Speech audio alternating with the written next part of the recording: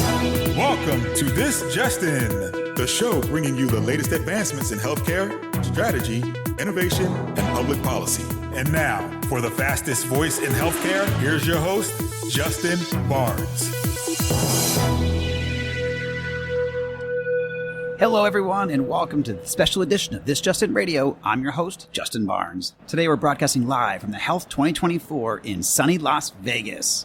For today, I have a fantastic lineup of CEOs, CIOs, care providers, policy leaders, and visionaries. As many of you know, my goal for broadcasting live each year from these key conferences is to create an information medium that shares best practices, strategies, and actionable intelligence from the industry's leading sources and experts. My goal, along with all my guests here, will be to offer tactics and strategies to not only survive, but to thrive as you navigate your hospital, your physician practice, your company, or even your family through all of these changes occurring across healthcare. There's more opportunity than ever before for all of us to thrive, but we must understand how healthcare is evolving, how policy and reimbursement is shifting, and where best practices and innovation can support our efforts. I hope you glean all of that over the next few days. That's at least my goal. Welcome back to This Justin Radio Show, broadcasting live from Health 2024 in sunny Las Vegas. I'm very excited to introduce my next guest and new friend of the show, Shea, Vice President of Strategy, Ecosystem, and Acceleration for Care Transformation Innovation with HCA Healthcare. Welcome to the show, Megan. Thanks so much. That title rolls right off the tongue, eh? It does. When I was writing it down, you and Rasu have the biggest titles, and we're all together last night. It was awesome. But you literally had the two longest titles of my show for this year. So congratulations. You're welcome. And I think you beat Rasu, just so you know. So yeah, great. Love it. So when did you get in town?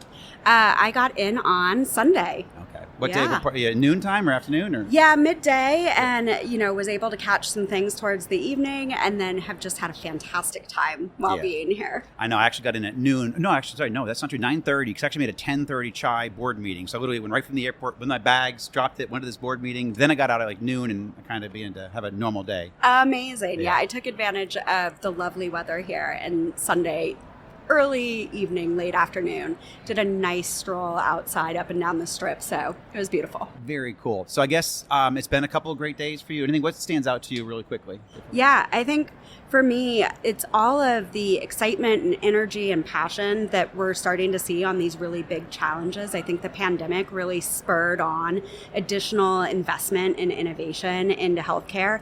And then the new technology advances that we have with generative AI, LLMs, and all of the computer vision and new tech that's coming into this space.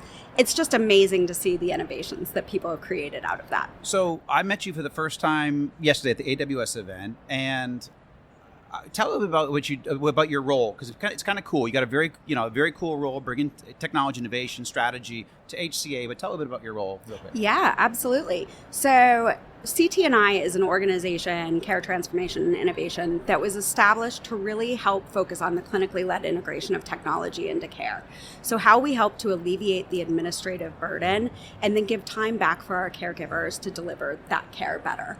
And so my team gets the opportunity to work with a very multidisciplinary group. We have data scientists, we have software engineers, we have change managers, education specialists, clinicians, and then my team, I am very lucky to be surrounded by a lot of strategists, as well as we have ecosystem, which is how we bring the outside in. So I often say strategy is the juice worth the squeeze? Is this a problem we should solve? Yeah. And then once we've said, yes, that's a problem we should solve, what are all the ways that we could solve that problem? Who are the different organizations that we could work with, from startup to large organization, or build it internally and do build by partner analyses? And then my acceleration team has our product managers, our project managers, and they're the one who really take the strategy and help bring it to life and help to scale solutions. And then you talk about big, hairy problems, the ones that people don't want to solve. Yes. You guys solve. Talk about that for a second. I love that. Yeah, absolutely. So these big organizational challenges that historically we've not been able to move the needle on. And so one key example of that is labor management.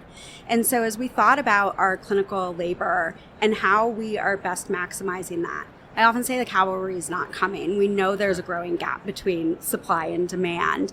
And while HCA is tackling this in a lot of ways, and we've acquired Galen School of Nursing, we've expanded those campuses, we've put Bright Horizon partnerships in place so that you can go to school, do your practicals, and have your childcare all on the same campus to reduce those barriers, at the end of the day, there's still going to be a gap. So we have to do more with less. So our first big priority that we focused on was our clinical labor management. And we said, let's break this down to a supply and demand and do load balancing, similar to how technology companies do that with servers. And so we understand from a demand standpoint, not only how we need to better forecast the patients that are going to be coming in and by specific unit, but also the amount of work required to support them. And so on the supply side, we look not only at our nurses' preferences and availability, but also what proficiencies and competencies and licensure do they have to run complex algorithms that then mix and match and create you the best schedule possible. And as life happens and people call out sick, it's constantly updating its recommendations for the next best nurse to call in or call off of a shift, and make sure that you're still balanced across key KPIs for shift safety, expert to novice ratios, all of those types of things, so that we can deliver best care for our patients with the right people, right place, right time. Love it. I heard you say, a lot of that last night, and I'm like, gosh, you're spot on with what you're doing. So how long have you been doing the role? Like 5 years now? I have been at HCA for just under 3 years, okay. So even faster. Yeah. And we started on the solution that is now called Timpani, our automated scheduling, by starting the development in January 2023. We then piloted that with several of our locations, including our innovation hubs, which are dedicated hospitals that focus on testing our early stage innovations. And we are now live at 50 hospitals running all their staffing and scheduling through this system. And we will be at the rest of our hospitals, which will bring us up to 180 plus by the end of next year. 187-ish? Yep, I was listening exactly. last night. So yes. The audience listening. So what are a couple of the trends, healthcare or digital health trends, that you're seeing in the industry today? Yeah, so I think I am seeing that there is an increased focus on this administrative burden and how we can help reduce some of the cognitive burden, workload, and workflow for our caregivers, whether that be a doctor, a nurse, a technician, any of the roles that provide care, and taking some of that burden off so that they have the cognitive bandwidth to be able to really focus on delivering that care. And in addition to that, I think this AI evolution is giving us a lot of opportunities to ingest multimodal data, which we often say in CT&I that our caregivers are the patch between many different point solutions, and they're having to triangulate between imaging data, didactic information, and it's often in multiple different systems. The ability of AI to pull across all of those different modes and summarize and be able to draw analysis off of that is really going to help to uplift our clinicians so that we can do more with less. So I think you just kind of answered it, but what are a couple of best practices then you would offer to the community, or say, hey guys, care providers, health systems, providers in general, to solve that? I mean, you just mentioned a piece of that, but yeah. I think one of the keys is understand the workflows deeply. You can't underinvest in really understanding the problem and all the surrounding workflows. So we have process engineers that go in and they map out every single part of what they're doing on paper, what they're pulling out of a system, what's written down on those Post-it notes, and all the mental processing that has to happen. The other big thing is explainability. So clinicians are evidence-based and they tend to be more conservative than some other industries. And so not having a black box of how the AI just came up with this answer, but being able to explain what is ingrained and what's behind that. So even as we've built Timpani, we have little breadcrumbs in the last minute, and here's the recommendation to give them the confidence and hover overs where they can see, how did you actually calculate the forecast? Did you take into account seasonal variations, right? And so them being able to see that helps a lot with the adoption and the trust of the system. And that'll bring me to the last piece, which I feel like is really critical, is the change management. Absolutely. So you don't want to cut off your nose to spite your face and spend all of your resources on building a really great solution, but then not think through, how are we going to roll that out, deploy that, and help people manage through this change when it may be very large change from the way that they've been working in the past. And so if you really want to realize all your benefits, you've got to invest in that entire spectrum. Brilliant. I love it. Yeah. Spot on. So thinking a little bit about the future, I know it's hard because sometimes we move fast, sometimes we don't move so fast. But the next couple of years, what do we need to be ready to navigate from a trend or a strategy in 2-3 years from now? Yeah, I think the amazing thing is the practices that you need to put in place to be successful today around change management are also going to be the most critical thing for in a couple of years, because the only thing that we will be able to count on is that things will change, right? So true. And so the pace of change and the pace of technological innovation is only going to accelerate going forward. And so being able to support our caregivers through that transition and setting the expectation that change is the norm, not the aberration, and being change agile and understanding how to incorporate that into their practices is going to be key to having long-term success and avoiding burnout. I love it. Brilliant. And you're spot on. Excellent point. So in the last, day, when you go home tomorrow, Yep. what do you hope to achieve, or what do you hope to see, or anything else you want to see out there before you head out? I mean, there are so many amazing things out here on this floor. My eyes have been just sparkling the entire time. So we've got some exciting things that we're going to go view. But also, if you're a first timer here, make sure you hit the Zen Dome and the Puppy Park, because both of those are amazing features to have at a conference to help you decompress in between those different sessions and all the vendors, because who doesn't want to pet a puppy? Right. Well, so where's it? Because actually, ironically, Joy brought that up. Joy Rios, the guest right before you, brought up those two exact items here. Where are those? Well, first of all, where's the Zen Dome? I don't know where that is. Yes. Okay. So the Zen Dome is all the way over on the other side of the exhibition floor from where the AI pavilion is. Right. So when you enter the show floor, if you turn left and then walk sort of diagonal, you'll see it's an actual dome. I'm going to go over there after filled this. with these amazing pods and pads that you can lie down on, and nice, relaxing, starry sky type of things. Awesome stuff. If you want to go check out the Puppy Park, and I just swung by there on my way here and saw That's an why amazing... you're so zen and relaxed? Yes. I saw an amazing poodle in a little gingham dress. Sure.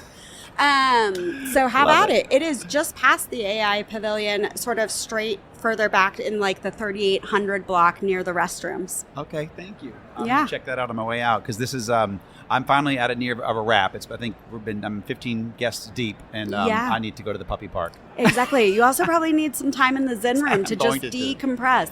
I will say that Health is the first conference that started both of these things. I've now seen it at many other conferences because it's taken off as a trend.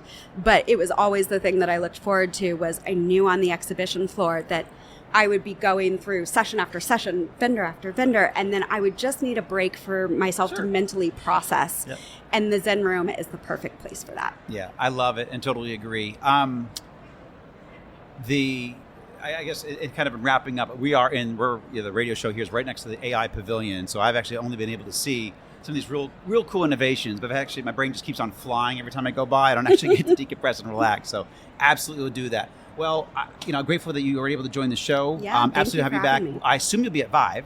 Yes. That's your backyard. It is. Yeah, so. Right there in Nashville. And we'll be broadcasting live from there, so I'll actually have you there too. Yeah. Nick and Shea, thank you Looking for joining forward me. to it. Same here. Thanks so much. Welcome back to This Justin Radio Show, broadcasting live from Health 2024 in sunny Las Vegas. I'm very excited to introduce my next guest and new friend of the show, Dr. Noura Abul-Husn, VP of Genomic Health, 23andMe. Welcome to the show. Thank you. I'm so delighted to be here. Awesome. So first of all, when did you get in town, and you've had some fun here and meeting lots of good people? Yes, I got here yesterday and had a chance to regroup with some colleagues, have a lovely dinner, Vegas style, and enjoy the conference today. Where was the fun dinner? Was it Casa Playa? Delicious Mexican food. Highly recommend. Fantastic. Love it. And what's your main goal? I mean, before we get into all the questions, what's your main goal for Health, the conference here?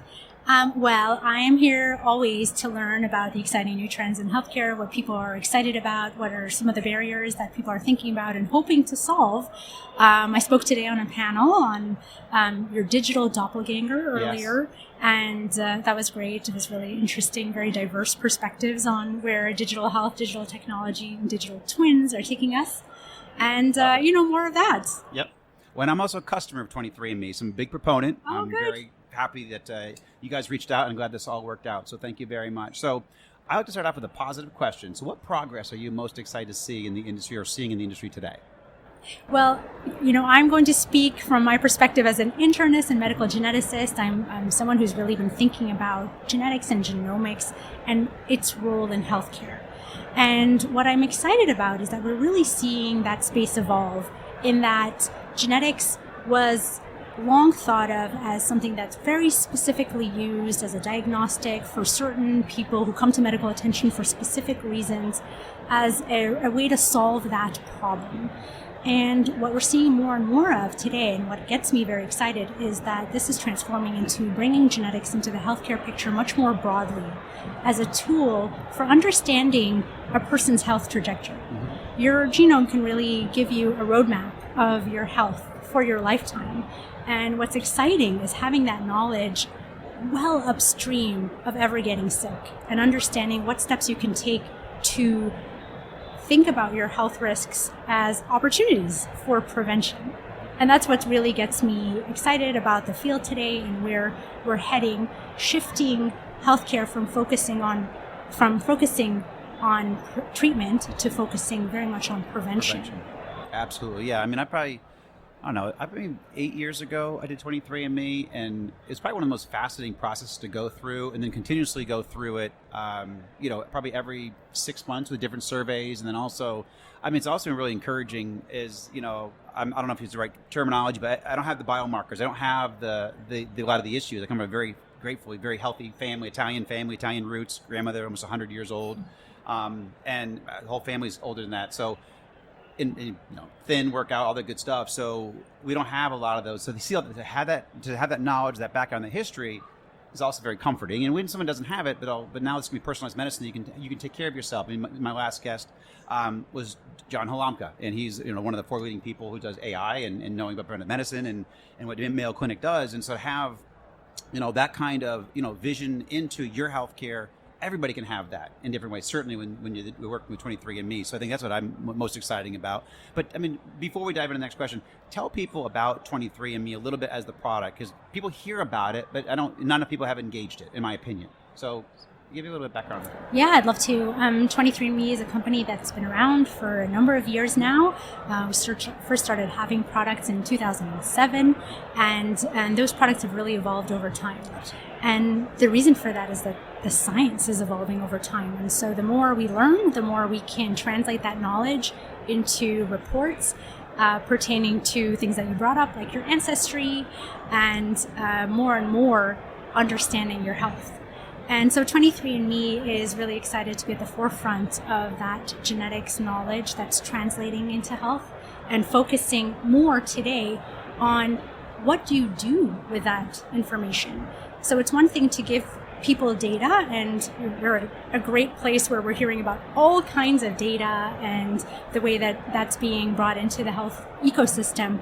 But people need to then understand what actions they can take around that data, and that's very much true for genetics. So what 23andMe is very much focused on today is not only providing you with information about your health predispositions and other interesting health-related or non-health-related genetic information, right, but also giving personalized recommendations for what should you do as someone who has a particular health predisposition to either maintain your health, optimize it, or if you are at risk for a certain condition, can we make sure that that gets detected as early as possible, where your chances for a positive health outcome are the highest. And that's the part that I really want to make sure people hear, because this, a lot of this stuff we can, if we capture it early enough, find it early enough, we can prevent it, or at least, mitigate it long term. So why haven't we seen genetics adopted into healthcare more broadly, do you think? There are a number of reasons for that. Many barriers to the widespread adoption of genetics. It started off as a technology that was particularly expensive and also surrounded by quite a bit of uncertainty. And 20 years ago, that was certainly the case for some of the barriers to adopting it more broadly. The knowledge was also limited. But we're in a different area. We're in a different place today, where the costs have certainly declined tremendously over time, and that knowledge is there. And there is far more knowledge than what has made its way into traditional healthcare. So today, some of the barriers for that are a lack of familiarity and awareness and education. Most people are not trained like I am as a medical geneticist, that's very specific. And where we're going to see genetics play a really important role if we want to maximize its potential for prevention is at the front line of medicine. And that's your primary care physicians, your generalists, and also all kinds of specialists. I always say that genetics now, we know it plays a role in all areas of healthcare for every person in every context at every stage of life. But we're not taught that in medical school. And so some of the things that would need to change to see that broad adoption are just greater education and training, and also better integration of data into healthcare systems, into EMRs, et cetera. That's exactly where I was going to go, because I built an EHR in my past, and so getting that data into the the EHR specifically. But so I guess let's spend a little second on that. What can we do as an industry to be more inclusive and more integrative, I guess, to that process? What can we do as healthcare technology leaders and so forth? I think we always have to be thinking about the end user of the data and how we're going to facilitate data integration into current workflows. What we want to do is enhance medicine, enhance healthcare, and we're not going to do that if we have silos of information sitting elsewhere. And I think the other big aspect is we need to synthesize the information. So we talked about this already. We're inundating people with more and more data, and someone who needs to aggregate that data, synthesize it, make sense of it, and then provide really concrete next steps for clinicians to inform their decision making, for patients to be really shared participants of that decision making process as well. And the more we think about solving those big issues and barriers, I think the more successful we'll be in having the data-informed, AI-informed healthcare path that we are all hoping to see. Absolutely. So I guess, Lauren, you're out. So who do you guys work with the most? Or you could wave a magic wand. Who would you say, hey, if I could get to these three groups, like as the health systems, providers, health IT companies, who would be your first top 2 or 3 people that use it? I would love to work with them holistically to make monumental change happen. Wow. Can I say all of the above? Yes. I would love to see genetics being fully integrated into healthcare at large, and that really does require a shift in culture, really, in the healthcare ecosystem and adoption. And so all of the players that you named are stakeholders that we are having many exciting conversations with, because what also has changed between today and 20 years, 10 years, or 5 years from now is everybody appreciates the power of genetic information and bringing that into their healthcare picture, whatever that may be. So that's a very exciting future for us. And now what we need to do is build that bridge between direct to consumer, genetics company, and traditional healthcare to make sure that happens. Yeah. So following that path, what do you see as the role of genetics in the future of healthcare? I think it's going to be everywhere. We're seeing some really exciting advances today in newborn screening that's bringing in genetics into the picture. And so you can imagine, really think about this as your roadmap for health. And one thing that I would say is, we shouldn't be fearing that technology anymore, because we are so empowered with that knowledge. And I think that was probably something that held us back for a while, but now we really know that a lot of things are preventable. And even if you can't change your genome and your risk information based on genetics, there's so much else that you can do. And the more we're able to personalize that, the more we can optimize. And what you're hearing about a lot today, and I'm sure many people have talked about this already, is longevity and how important that is, and really part of every discussion. And it's not just about living longer, it's about living healthier. Yeah, higher quality of life. Yeah, sure. exactly. So for me, that's the future of genetics, is that it's just really built into the picture from when you're born, probably before you're born. And, right. and that information is being used at the point of care every time you need it. And it's really just routine in that way. I love it. I didn't really think about that before our conversation about how, if I could have my child mapped, and if I, even before that, we know what I'm going to have. So then we can actually be looking at all the predispositions, and we can begin to look for, cures and all that kind of good stuff, way in advance. I mean, that would have 10, 15, 20, 30 years, to be able to figure stuff out. I can see you imagining the potential. It's a really exciting time to be in this space. I love it. It's extremely encouraging. I love that aspect. So in our final minute or so, what do you hope to see or hope to do over the next day or so in your remaining time at Health? hoping to meet a lot of people who are interested in understanding how to bring genetics into their world. And we are really excited to provide ways to collaborate and partner in that way. I love hearing the interest that people have in genetics. Something that we're trying to do more and more is bring genetics plus lifestyle plus blood biomarkers and clinical expertise into the picture in a way that's going to make genetics really part of healthcare in a much more streamlined way than it ever has been before. So we're excited to get that message and awareness that genetics really is very much tied together with health, and of course to learn from everyone around how can we solve some of those pain points when it comes to bringing genetics into the healthcare picture at large. Love it. Dr. Noura, thank you so much for joining me on air. This has been a very enlightening conversation. I thoroughly enjoyed it. So thank you so much. Appreciate it. Thank you for having me. You got it. Have a great rest of your conference here. Take care. Thank you.